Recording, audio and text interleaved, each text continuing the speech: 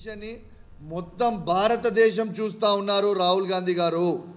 ఇవాళ మీరు ఒక డబుల్ స్టాండర్డ్స్గా మీరు మాట్లాడితే, మీ పార్టీగా మాట్లాడితే, you are suppose to be a national party.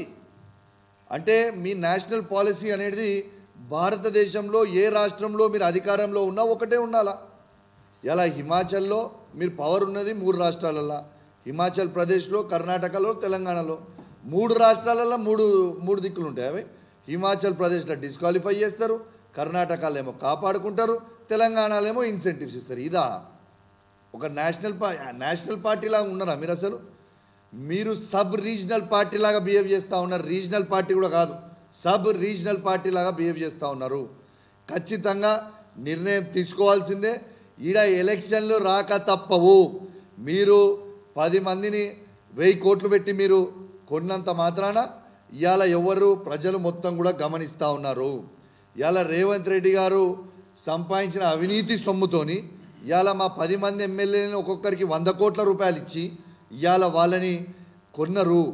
ఖచ్చితంగా మీకు ప్రజలు రేపు బై ఎలక్షన్స్ రాక తప్పదు. ఈ బై ఎలక్షన్లు వచ్చినప్పుడు మీరు ఓడిపోవడం ఖాయం. ఇలా దానం నాగేందర్ గారు పెద్ద పెద్ద మాటలు మాట్లాడండి.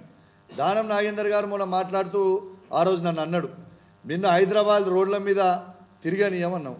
దానం నాగేందర్ గారు, మీరు హైదరాబాద్ రోడ్ల మీద నన్ను తిరగని అన్నారు కదా, రేపు మీది ఇదే హైదరాబాద్ రోడ్ల మీద మిమ్మల్ని ఉరికిస్తాం. Just 1 month, just wait and watch brother. 1 monthలో ఉరికిస్తాం.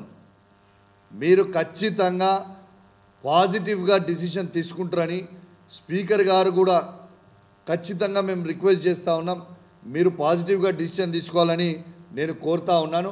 ఎందుకంటే ఇవాళ కాంగ్రెస్ పార్టీకి కోట్ల మీద గౌరవం ఉన్నదా లేదా అనేది కూడా ఇలా మొత్తం కూడా తెలిసిపోతుంది. దీంతో ఈ 4 వారాలల్లో ఖచ్చితంగా ఈ 4 వారాలల్లో డిసిషన్ తీసుకోవాలని ఇలా నేను విజ్ఞప్తి చేస్తూ ఉన్నాను. ఇలా నిజంగా డిసిషన్ తీసుకోకపోతే కోర్టే స్వయంగా చెప్పింది, సుమోటో కింద తీసుకొని మళ్ళీ కేసుని రీఓపెన్ చేసి మేము డిసిషన్ తీసుకునే పరిస్థితి వస్తుంది అని ఇలా చెప్పారు. కాబట్టి ఖచ్చితంగా డిసిషన్ తీసుకుంటారని నేను పాజిటివ్గా కోరుతా ఉన్నాను. ఖచ్చితంగా నేను చెప్తా ఉన్నాను, పార్టీ మారిన 10 ఎమ్మెల్యేలకు చెప్తా ఉన్నాను, 101% మీ నియోజకవర్గాలలో బై ఎలక్షన్లు రావడం ఖాయం ఖాయం ఖాయం. మన ఈ 10 నియోజకవర్గాలలో ఖచ్చితంగా మన బీఆర్ఎస్ పార్టీ కూడా కార్యకర్తలు, క్యాడర్ అందరూ కూడా మంచిగా అలర్ట్గా ఉండాలి, రెడీగా ఉండాలి. ఖచ్చితంగా ఎలక్షన్లు వస్తాయి. ఖచ్చితంగా మళ్ళీ మనము బీఆర్ఎస్ పార్టీ జెండా ఎగిరేపోతూ ఉన్నాము. ఆ 10 నియోజకవర్గాలను కూడా మన క్యాడర్కి మొత్తం కూడా తెలియజేస్తూ, మరియు దాంతోపాటు ఇది బీఆర్ఎస్ పార్టీ విజయం.